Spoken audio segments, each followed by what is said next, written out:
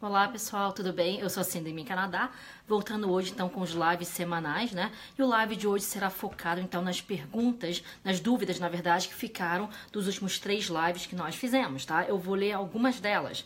Vamos lá, a pergunta da Diana.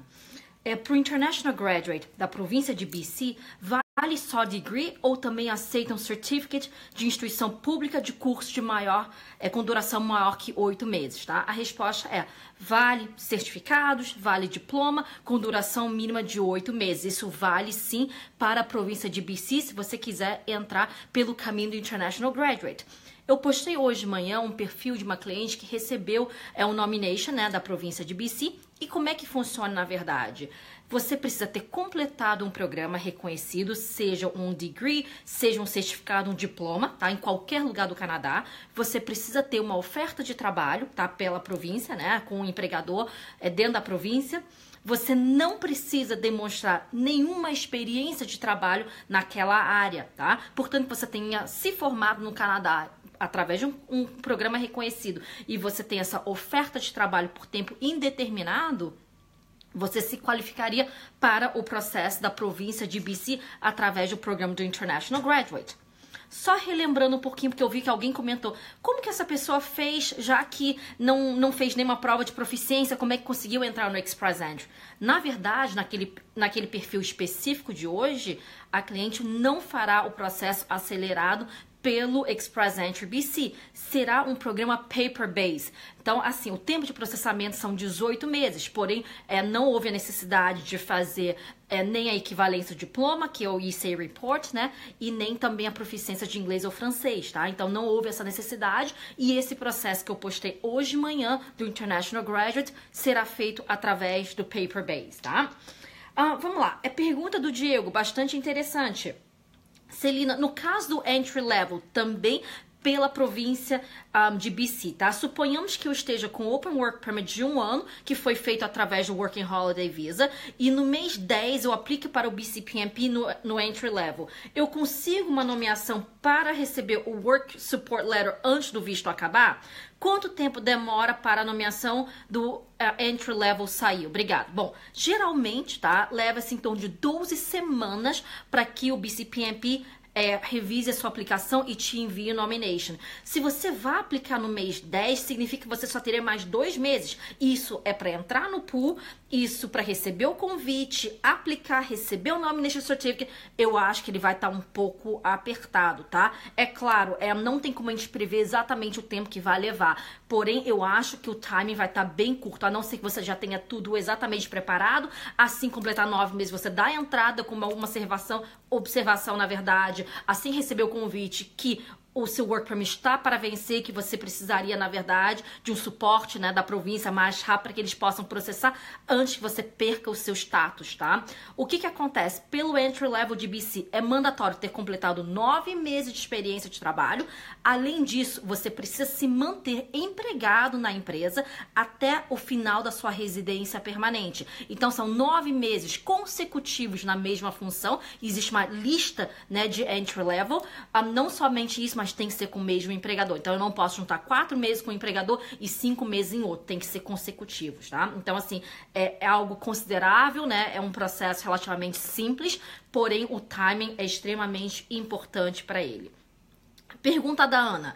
Celina, por favor, tire uma dúvida. Meu marido termina o curso em novembro desse ano, quando expiram os nossos permits. Eu sei que ele vai conseguir estender após o curso, mas e com relação a mim, posso estender também? O que acontece, Ana? Se o seu marido vai terminar o programa dele e vai aplicar para o Post-Graduation Work Permit, né, que é o visto de trabalho concedido a quem se formou no Canadá, perfeito, ele tem direito a isso porque ele se formou no Canadá, portanto que ele tenha mantido como um estudante full-time nesse período todo. Agora, em relação ao acompanhante, ele não é uma extensão automática. O seu marido vai precisar ter um contrato de trabalho, não é um LMIA, tá? Ele precisa ter um contrato de trabalho simples da empresa, confirmando que ele foi oferecido, na verdade, um emprego para ele full-time, de no mínimo 30 horas ou mais, né? Que tem que ser no NOC ou 0 ou A ou B remunerado, para que você você, Ana, possa estender o seu. Caso ele não consiga, após o vencimento do seu Work Permit, né? Ou melhor, antes do vencimento do seu Open Work Permit, você vai precisar fazer uma extensão, mas estenda como visitante, tá? Para que você fique legalmente no país até que ele consiga esse contrato,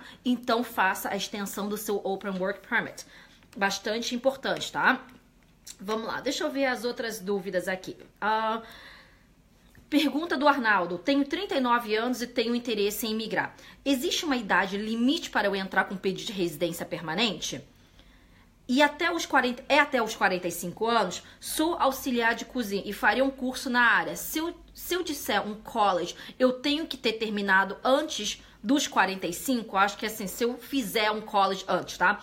Vamos lá, Arnaldo, em relação à sua pergunta, não existe uma idade limite. O problema é, dependendo do programa que você venha entrar, você deixa de pontuar devido a certa idade que você esteja naquele momento, tá? Para o processo do Express Entry, sim, até os 30 anos você pontua o máximo, depois a gente vai perdendo 5, 6 pontos por ano, após os 40 começa a perder 10, após os 45 a gente passa a zerar. Isso para o perfil do Express Entry, tá?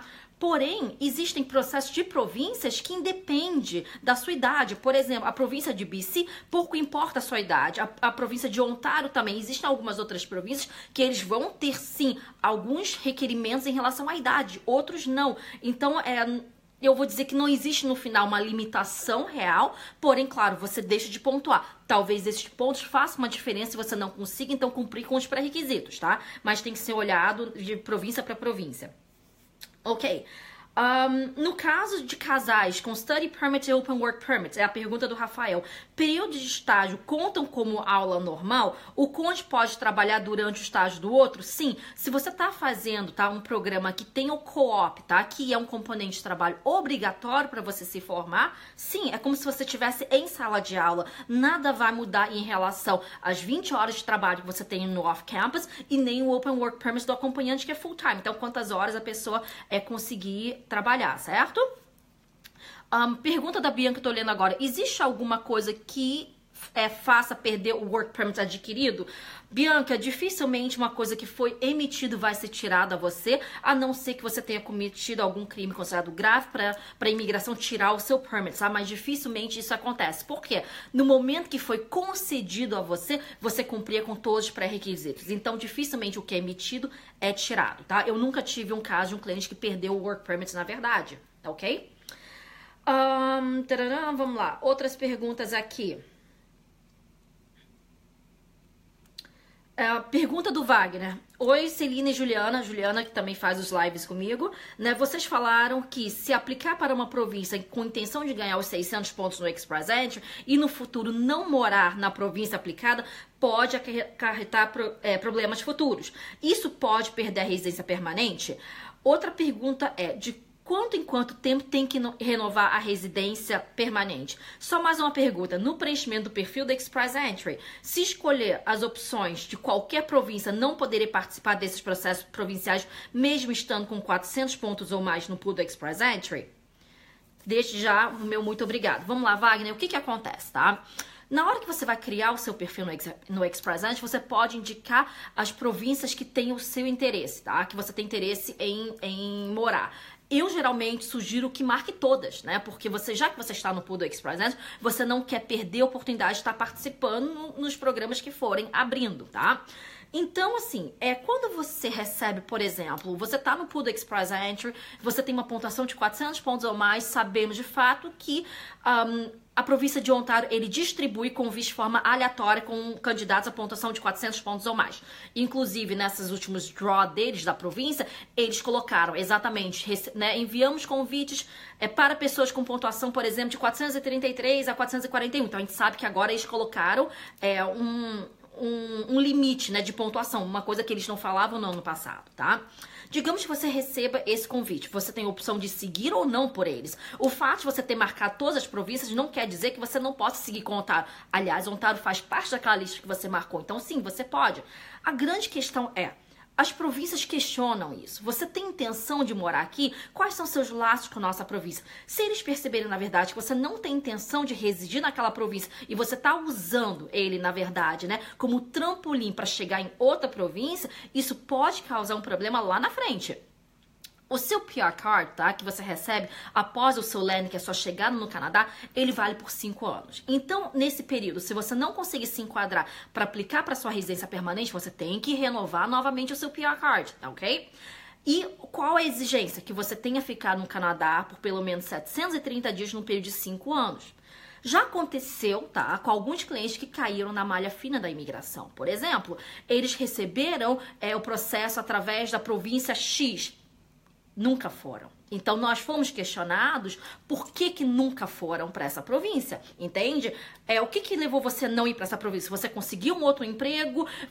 Quantos dias você passou? Você tentou se estabelecer? Então, o nosso cuidado aqui é fazer com que você tenha, na verdade, maiores possibilidades em ter um file que é completamente limpo, que é completamente clean, entende? De não ter, por exemplo, a questão de, ok, eu peguei essa província com o intuito, na verdade, não de residir, mas com o intuito de ganhar os 600 pontos para que eu possa aumentar a minha pontuação no Express Entry e receber um convite o quanto antes. Então, tem que haver um certo cuidado em relação a isso. Não existe um máximo ou mínimo de tempo que você tem que ficar na província. O mais importante é não demonstrar que você usou essa província como trampolim para chegar em outra, tá? Essa é a parte mais importante. Vamos lá. Outras perguntas aqui.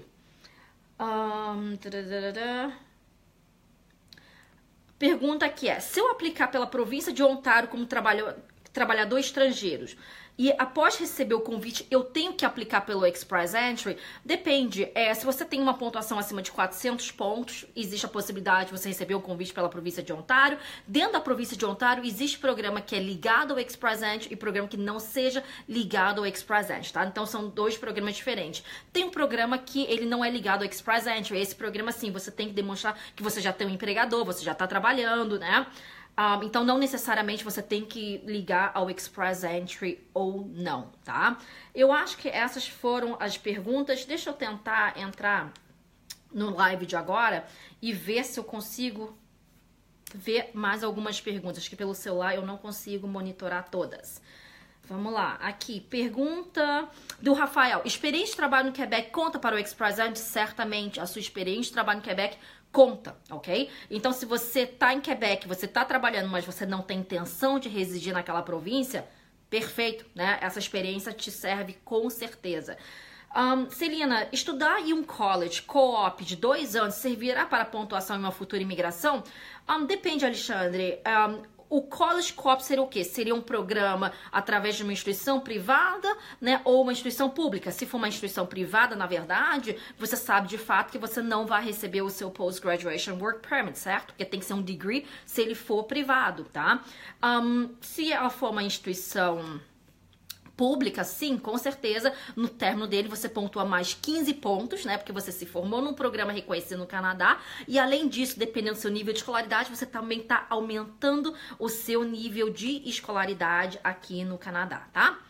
Bom, pessoal, eu vou ficando por aqui. Uma ótima semana para vocês, né? Eu tô aqui em Toronto essa semana, trabalhando no escritório de Toronto.